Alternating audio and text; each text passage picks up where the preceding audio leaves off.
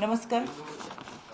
गेले 3-4 दिवसांमध्ये महाराष्ट्रामध्ये अमरावतीच्या मेळघाटातली घटना असेल, लातूरची घटना असेल, जळगावची घटना असेल आणि साताऱ्याची घटना असेल, या ज्या घटना घडल्या या घटना अतिशय वेदनादायक अशा या घटना आहेत. या सगळ्या घटनांची दखल राज्य महिला आयोगाने घेतलेलीच आहे. पण अशा घटना घडू नये याच्यासाठी सुद्धा कारवाई करत खऱ्या अर्थानं समाजामध्ये एक संदेश देण्याचा प्रयत्न या माध्यमातून व्हावा यासाठी मी आज आपल्या समोर आहे. अमरावती जिल्ह्यातील मेळघाटमध्ये चिखलदरा तालुक्यातील रेहटाखेडा या गावामध्ये एका 77 वर्षीय आदिवासी वृद्ध महिला जेव्हा रात्रीच्या वेळेस शौचास बाहेर पडली त्यावेळेस शेजारच्यांनी जादू टोणा करतीये असा आळ घेऊन संबंधित या वृद्ध महिलेला दोरखंडाने बांधून ठेवलं.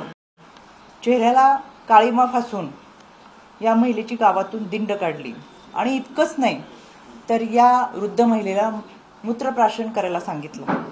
अशी ही अतिशय पुरोगामी विचाराचा असलेल्या या महाराष्ट्रामध्ये अंधश्रद्धेच्या मुळे ही घडलेली घटना आहे.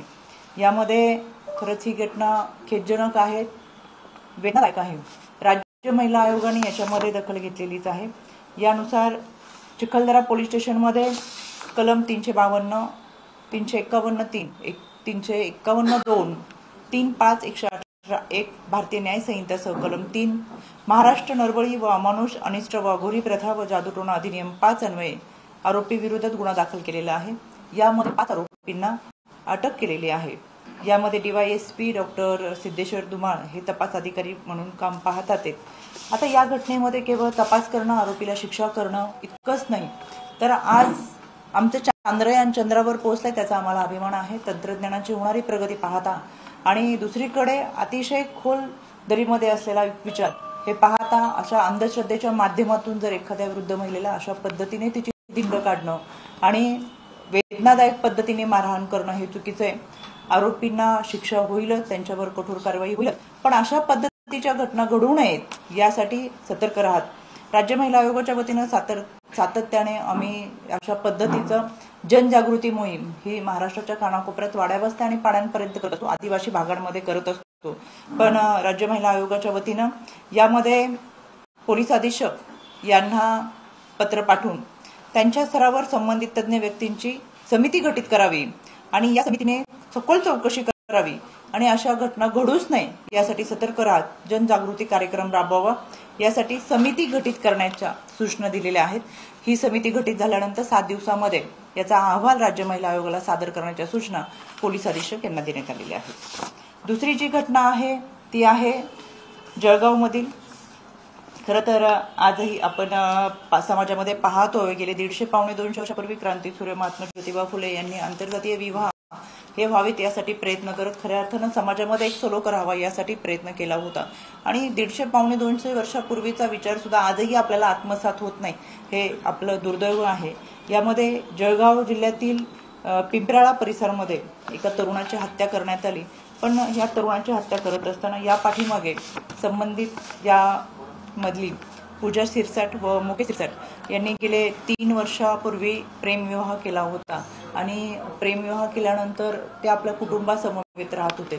पण मनामध्ये या गोष्टीचा राग ठेवून की आपल्या बहिणीने प्रेमविवाह केलेला आहे हा राग त्या संबंधित कुटुंबियांनी ठेवून भाऊ वडील आणि त्यांच्या घरातल्यांनी या तरुणाच्या घरामध्ये शिरून मारहाण केली आणि या तरुणाचा काल मृत्यू झाला, अंत्यविधी देखील केलेला आहे.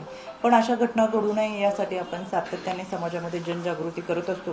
याच्यामध्ये रामानंद पोलीस स्टेशनचे तपास अधिकारी API विठ्ठल पाटील हे तपास करतात. यामध्ये BNS अंतर्गत कलम 103, 118, 109, 324(4), 189(2), 191(2), 191(3), 190 प्रमाणे गुन्हा दाखल करण्यात आलेला आहे. यामध्ये 9 पैकी 4 आरोपींना अटक करण्यात आलेली आहे. आज या 4ही आरोपींना न्यायालयामध्ये हजर करण्यात आले. अशा पद्धतीच्या घटना घडू नये यासाठी आपण सातत्याने सतर्क राहत असतो आणि समाजामध्ये तरी सुद्धा ही मानसिकता आजही बदलत नाही हे दुर्दैव. याच्यासाठी प्रयत्न करणं खऱ्या अर्थानं फार मोठी काळाची गरज आहे. त्याच पद्धतीने लातूरमध्ये देखील अशा पद्धतीची घटना घडली.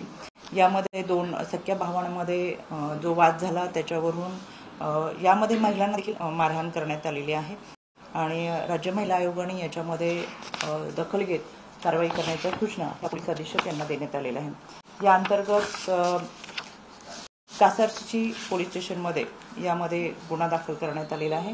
103/109/3/5 च्या अंतर्गत यामध्ये संबंधित आरोपींवरती गुन्हा नोंद करून त्यांच्यावरती कारवाई करण्याच्या सूचना देण्यात आलेल्या आहेत। अशा पद्धतीच्या ह्या घटना या गेल्या 3 ते 4 दिवसांमध्ये महाराष्ट्रात घडल्या। राज्य महिला आयोगाने याची दखल घेतलेलीच आहे, पण सातत्याने यासाठी प्रयत्न करत असताना आपल्या माध्यमातून मला महाराष्ट्रातल्या जनतेला आवर्जून सांगायचं आहे की अंधश्रद्धेची जी घटना घडली ही माणुसकीला कलमा फासणारी आहे। पुरोगामी विचाराच्या महाराष्ट्राला ही घटना वेदनादायक आहे। त्याच्यामुळे अशा पद्धतीच्या जर पुढे घटना घडत असेल किंवा अशा पद्धतीचं वातावरण जर तुम्हाला कुठे जाणवत असेल तर तातडीने तुम्ही संबंधित पोलीस स्टेशन असेल त्याचबरोबर राज्य महिला आयोगाला संपर्क करावा। या सगळ्यांमध्ये राज्य महिला आयोग सतर्क आहे। तातडीने कारवाई करण्याच्या सूचना देत असताना आम्ही त्याचा पाठपुरावा देखील करतो, पण कोणत्याही न्यायालयीन प्रक्रियेमध्ये एखाद्या व्यक्तीला शिक्षा दिली जाते का तर त्याच्यामध्ये त्यांनी अशा पद्धतीने विकृतीला प्रवृत्त न होता काहीतरी आत्मचिंतन करावं आणि समाजामधील ही विकृती कमी व्हावी, नाहीशी व्हावी यासाठीचा हा प्रयत्न असतो। पण दिवसेंदिवस अशा पद्धती जर घटना वाढत असतील तर आपण आजूबाजूला पाहतोय या माध्यमातून समाजामध्ये आपली देखील भूमिका, आपली देखील जबाबदारी महत्त्वाची आहे असं आवर्जून मला वाटतं। तुमचे काही प्रश्न असतील? बदलापूर घटनेमध्ये 5 पोलीस जबाबदार आहेत असा अहवाल आलेला आहे। या सगळ्या घटनेमध्ये कारवाई व्हायला पाहिजे। कोणती घटना? बदलापूर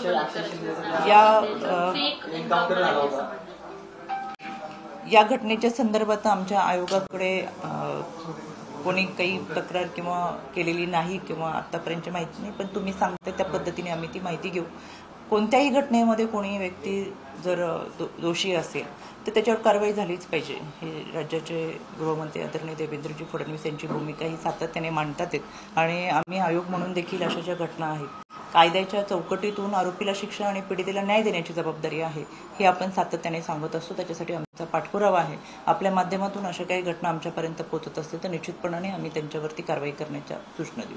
पोलिसांनी ते अनावश्यक बळ वापरलं आणि अक्षय शिंदेचा एन्काउंटर जाणून घेऊन असं मत जे ते या अहवालात मांडलेलं आहे। हा एन्काउंटर ठरवून केलं गेल्याचा निकष जो आहे त्या माध्यमातून दिसताना पाहायला मिळतो।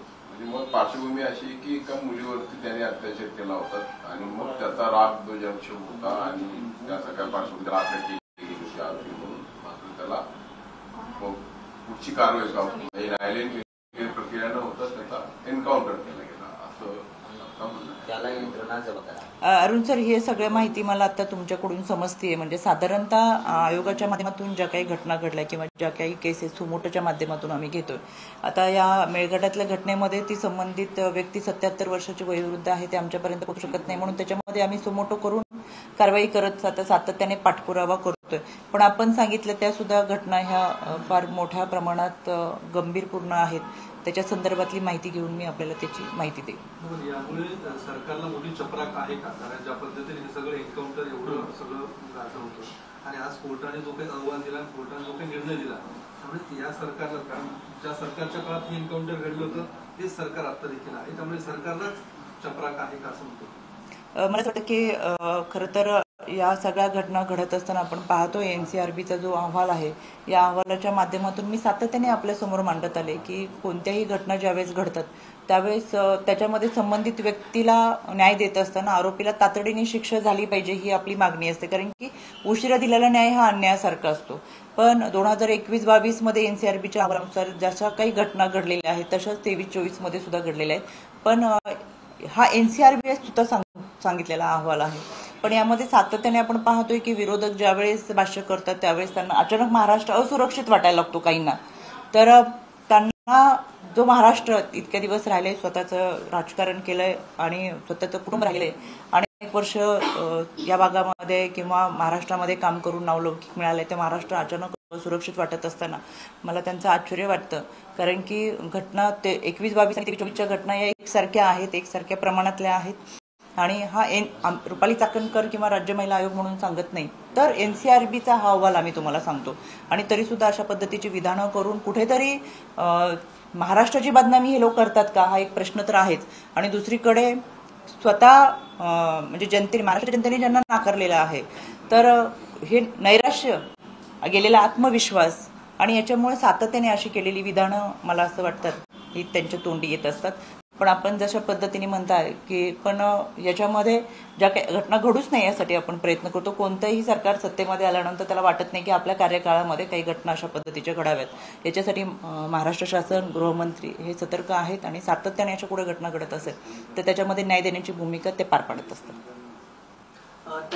पॉलिटिकल प्रश्न आहेत काही, जसं काल धनंजय मुंडेंचं विधान असेल शिर्डीच्या ह्याच्यात बोललेले, पहाटेच्या शपथविधीवर ते बोलले, काय ते नेमकं प्रकरण आहे? कारण ते सरळ म्हणतात की दादांना मी त्यावेळेस ठणकावून विनंती करून पाया पडून सांगितलं होतं की दादा आपला विश्वासघात होता. मला असं वाटतं 2 दिवसाच्या या राष्ट्रवादी काँग्रेस पक्षाच्या शिबिरामध्ये खूप चांगल्या पद्धतीचा प्रतिसाद पत्रकारांनी दिला.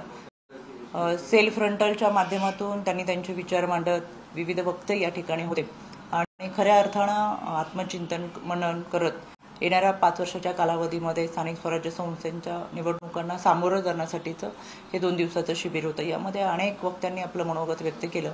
यामध्ये धनंजयजी मुंडे यांनी देखील त्यांचं मनोगत व्यक्त केलं. पण मला असं वाटतं की त्यांनी जे वक्तव्य केले त्याच्याबाबत मी आपल्याला उत्तर देण्यापेक्षा ते जो काही इतिहासाला ते साक्षीदार होते, ज्या काही घटना घडल्या त्याचा लेखाजोगा त्यांनी त्या निमित्तानं मांडला. कारण कधी कधी कार्यकर्त्यांना मागचा इतिहास माहीत असणं फार गरजेचं असतं. तर माझ्यापेक्षा ते सविस्तर आपल्याला याबाबतची माहिती देतील, जेणेकरून आपल्यापर्यंत त्यांनी सांगितलेली माहिती ही सविस्तर पोहोचेल. त्यांच्यावर अशी टीका होते की बीड प्रकरणावरून लक्ष वेधण्यासाठी हे वाक्य त्यांनी मुद्दाम केलं.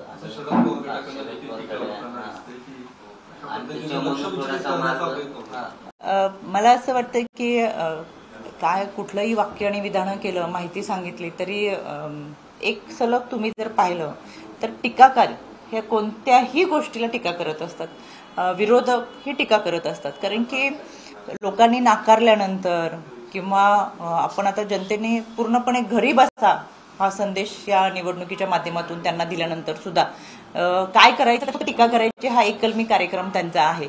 त्याच्यामुळं जी माहिती आहे, जी घटना घडली आहे, जो इतिहास कार्यकर्त्यांना सांगावा असं त्यांना वाटलं तो त्यांनी सांगितल्यानंतर अशा पद्धतीची विधानं करणं म्हणजे मला असं वाटतं की ह्या लोकांना केवळ त्या घटनेला आरोपीला शिक्षा देऊन त्या संबंधितांना न्याय द्यायचं सोडून राजकारणच करायचंय आणि ते राजकारण करून पुढेही चालू राहिलं पाहिजे असं त्यांना वाटतंय असं मला वाटतं. कारण की महाराष्ट्रामध्ये इतर फार मोठे प्रश्न आहेत, त्या प्रश्नांवरती शासन काम करतंय. त्यांनाच शासनाने केलेलं काम किंवा शासनाने घेतलेली भूमिका ही कुठेतरी दुर्लक्षित करून अशा गोष्टी चर्चेत ठेवून महाराष्ट्राला बदनाम करण्याचा प्रयत्न हे सगळेजण करतात असं मला वाटतं. काल पालकमंत्री 2 जिल्ह्याच्या पालकमंत्र्यांना स्थगिती दिली म्हणजे जाहीर अंतर्गत महायुतीमधला हा सगळा वाद आहे आणि त्याच्यामुळे असं करावं लागतंय, मुख्यमंत्र्यांचा आदेश परत घ्यावा लागतो. स्वराज्याची राजधानी असलेल्या रायगडमध्ये आणि भारतरत्न डॉक्टर बाबासाहेब आंबेडकर यांनी 14 तळ्याचा सत्याग्रह यशस्वी केला आणि एक समतेचा संदेश महाराष्ट्रामध्ये दिला. त्या पवित्र भूमीमध्ये जिथे छत्रपती शिवरायांनी हिरकणीचा सन्मान केला, महिलांचा सन्मान केला, त्या पवित्र भूमीमध्ये खऱ्या अर्थानं ज्या पद्धतीचं आंदोलन झालं, ज्या पद्धतीने जाळपोळ करण्यात आली किंवा टायर जाळण्यात आले, हे अतिशय निषेधार्थ आहे. ज्या पद्धतीने मला एक व्हिडिओ तुम्हाला दाखवायचा आहे.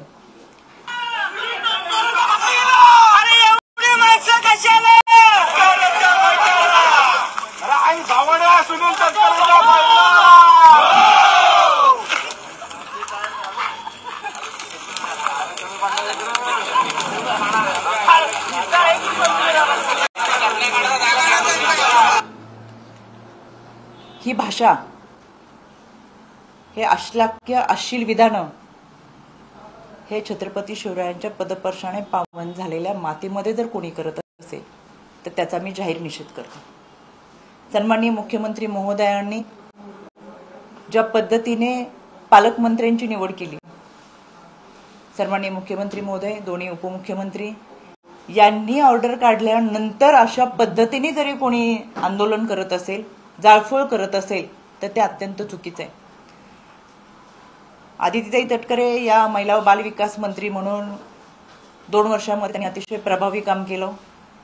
2.25 कोटी महिलांपर्यंत लाडकी बहीण योजना ज्यांच्या विभागाच्या माध्यमातून पोहोचली आणि खऱ्या अर्थानं महिला सबलीकरण सक्षमीकरण ज्या महिलेने केलं त्या महिलांचा पालकमंत्रीपद देऊन सन्मान हा सन्माननीय मुख्यमंत्री महोदय व दोन्ही उपमुख्यमंत्र्यांनी केला.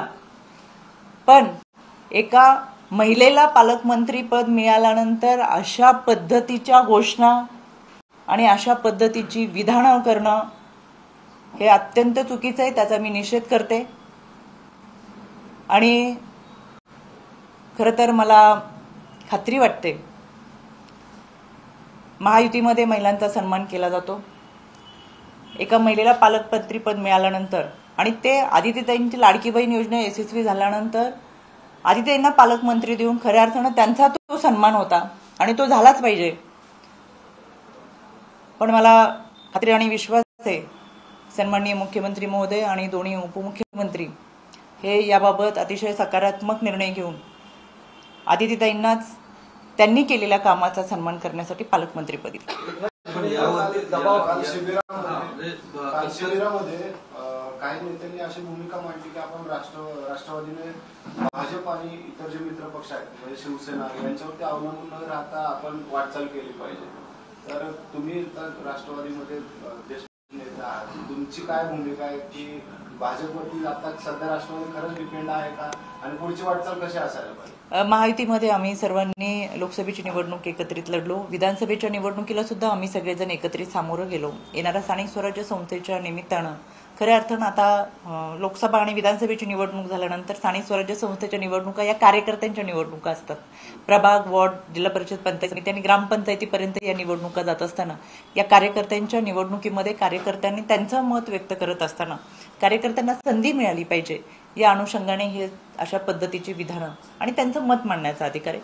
शेवटी कोणतंही शिबिर होत असताना ते कुटुंब असतं ज्या ठिकाणी पदाधिकारी उपस्थित राहतात. पक्ष हे कुटुंब म्हणून काम करत असतं आणि त्याच्यामुळे आपल्या भावना मोकळ्यापणाने जर व्यक्त केल्या आपल्या नेत्यांसमोर, पक्षश्रेष्ठीसमोर, तर तशा पद्धतीचं नियोजन येणाऱ्या ह्याच्यामध्ये करावं लागतं. पण शेवटी अशा पद्धतीने कोणताही निर्णय जर घ्यायचा असेल तर तिन्ही पक्ष एकत्रित बसून निर्णय घेतात. महाविकास आघाडीसारखा आमचा गोंधळ नाही. महायुती एकत्रित बसून चांगल्या पद्धतीने समन्वयाची भूमिका ठेवून निर्णय घेत असतात आणि कार्यकर्त्यांना तो अधिकार असतो. एक व्यासपीठ त्यासाठी दिलं असतं. शेवटी कार्यकर्त्यांच्या भावना जाणून घेतल्याशिवाय नेत्यांना काम करताना चांगल्या पद्धतीचं काम करता येतं आणि म्हणून मला असं वाटतं कार्यकर्ते त्यांच्या भावना मांडत असतात. काही माहितीमध्ये सगळं काही आलेलं आहे असं म्हणता येणार नाही, कारण का अगदी मंत्रीपद वाटपाना देखील दबावाचं राजकारण झालेलं पाहायला मिळालं. पालकमंत्रीच्या वेळेस देखील 2 जागांवरती जिल्ह्यांमध्ये जी ती स्थगिती दिली गेली. एकनाथ शिंदे हा दबाव निर्माण करतायत का आणि त्यांच्या दबावामुळेच हा कालचा निर्णय जो आहे तो मुख्यमंत्र्यांना घ्यावा लागलाय का? सुषमा अंधारे देखील म्हणतात की उपमुख्यमंत्री दरवेळेस दबावाचं राजकारण करतात एकनाथ शिंदे. त्या काय म्हणतात त्याच्याबद्दल मला बोलायचं नाही. ती त्यांचं वाक्य आहे, त्याच्यावरती मी उत्तर द्यावं. आमच्या एक पदाची फार मोठी गरज आहे. यामध्ये मला असं वाटतं की ज्यावेळेस 3 पक्ष एकत्रित काम करत असतात आणि फार मोठ्या संख्येने आमदार एकत्रित आहेत. इतक्या मोठ्या संख्येने आजपर्यंत राजकारणाच्या इतिहासामध्ये मताधिक्य कोणत्याही पक्षाला, कोणत्याही म्हणजे महाविकास आघाडी असेल, युती असेल, यांना कधीच इतकं मोठ्या प्रमाणातलं बहुमत मिळालं नव्हतं. हे बहुमत मिळाल्यानंतर सगळ्यांना एकत्रित विचारात घेऊन निर्णय घेणं हे साहजिकच तिन्ही पक्षांना करणं गरजेचं आहे.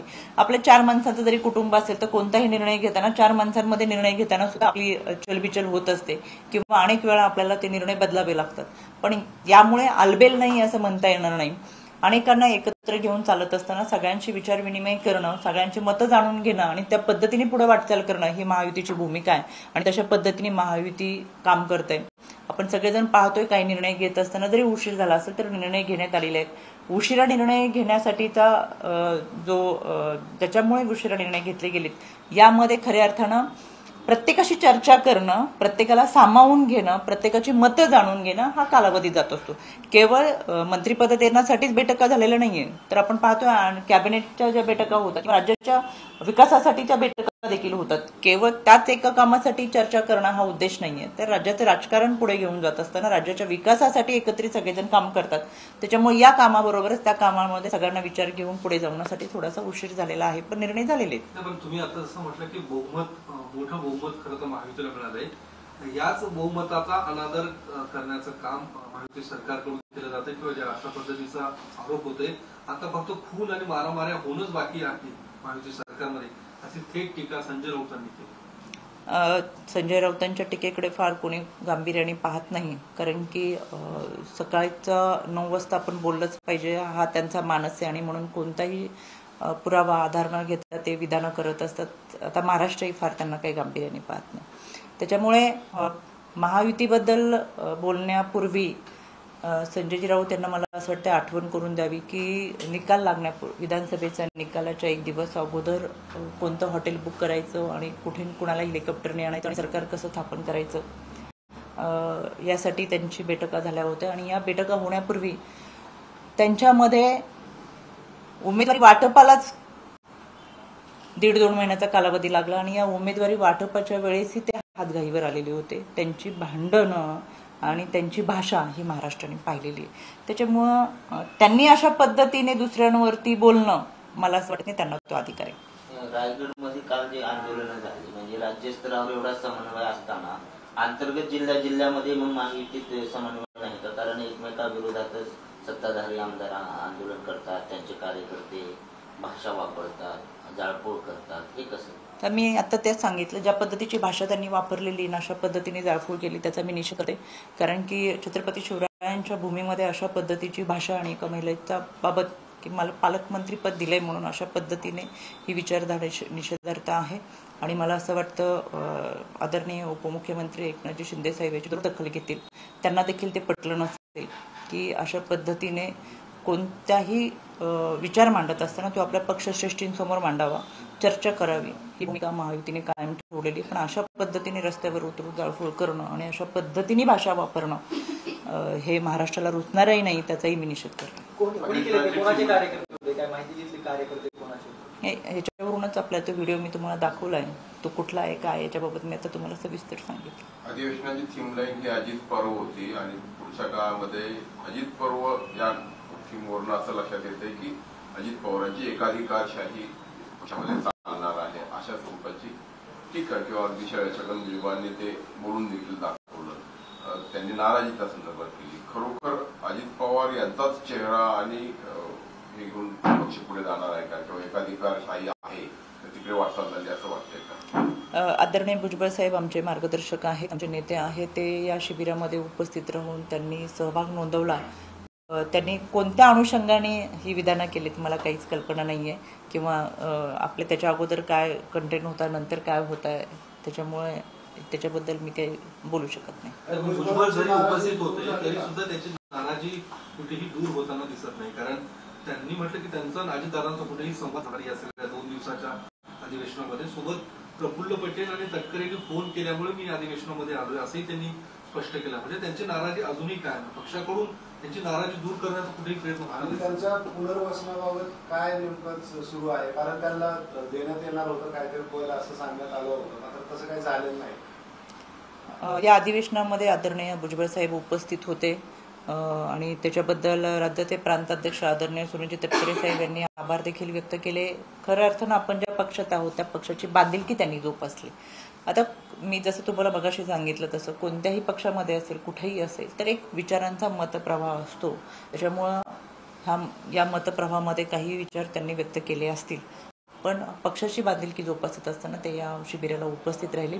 आणि येणाऱ्या कालावधीमध्ये आदरणीय दादा असतील, तटकरे साहेब असतील, प्रफुल्लभाई पटेल असतील, आदरणीय भुजबळ साहेबांचं मत त्यांचं अतिशय चांगल्या पद्धतीचं रिलेशन आहे. पहिल्यापासून ते एकत्रित निर्णय घेत आले. त्याच्यामुळे माझ्यासारख्या पक्षाच्या सर्वसामान्य कार्यकर्त्याला विश्वास आहे येणाऱ्या कालावधीमध्ये हे आपल्याला व्यवस्थितरित्या हे चित्र सकारात्मक दिसेल. पुण्याच्या बिबेवाडीमधील एक घटना आहे, तुम्ही माहिती घेतली असेल. बिबेवाडी परिसरात ना एका महिला डॉक्टरने आत्महत्या केली.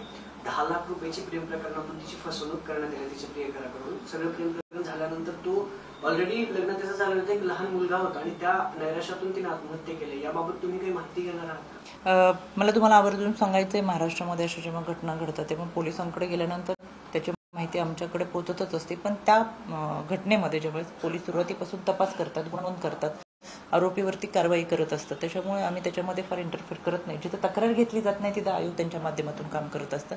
पण घडलेली घटना दुर्दैवीच आहे. याच्यामध्ये बिबवेडी पोलीस स्टेशनमधून पोलीस व्यवस्थितरित्या तपास करतात आहेत आणि त्याच्यामध्ये जे आरोपी आहेत त्यांना शिक्षा होईलच. जर याच्यामध्ये कुठे दिरंगाई वगैरे झाली किंवा काही अडचण आली तर राज्य महिला आयोग आहेत ते त्यांच्या माध्यमातून त्याचा पाठपुरावा करा. याच अधिवेशनामध्ये अजित पवारांकडून किंवा नेत्यांकडून फेरबदलाचे संकेत, पक्षांतर्गत फेरबदलाचे संकेत दिले गेले होते. आगामी काळात प्रदेशाध्यक्ष बदलतील की काय ज्या पद्धतीने आहे किंवा काय नेमके बदल पक्षामध्ये होणार आहे? आदरणीय राष्ट्रवादी काँग्रेस पक्षाचे राष्ट्रीय अध्यक्ष अजितदादा यांनी या 2 दिवसाच्या शिबिरामध्ये अतिशय चांगल्या पद्धतीचं मार्गदर्शन हे पदाधिकाऱ्यांना केलं. गेल्या 2 वर्षापूर्वी आदरणीय दादांनी घेतलेला निर्णय, यामध्ये या निर्णयासमवेत पहिल्या दिवसापासून कार्यकर्ते पदाधिकारी दादांसमवेत आले. मोठ्या संख्येने महिला भगिनी आणि ही मातृशक्ती दादांच्या पाठीशी उभी राहिली. पण त्या सुरुवातीच्या कालावधीमध्ये महाराष्ट्रामध्ये संघटना उभी करत असताना दादांबरोबर आल्या कार्यकर्त्याला त्या ठिकाणी पद देऊन ही कार्यकारिणी उभी करण्यात आली. 2 वर्षाच्या कालावधीमध्ये पाहिल्यानंतर काही ठिकाणी आमच्याकडे कार्यकर्ता नेमणूक करत असताना कार्यकर्त्यांनी ताकद दिलीच, पण संपूर्ण जिल्हा एखादं शहर सांभाळत असताना त्या ताकदीचा कार्यकर्ता आम्हाला देताना काही ठिकाणी अडचण आली असेल, पण ते जो कोणी दुसऱ्या फळीतला तिसऱ्या फळीतला कार्यकर्ता आहे तो तिथं उभा राहून त्यांनी ती बाजू सांभाळली.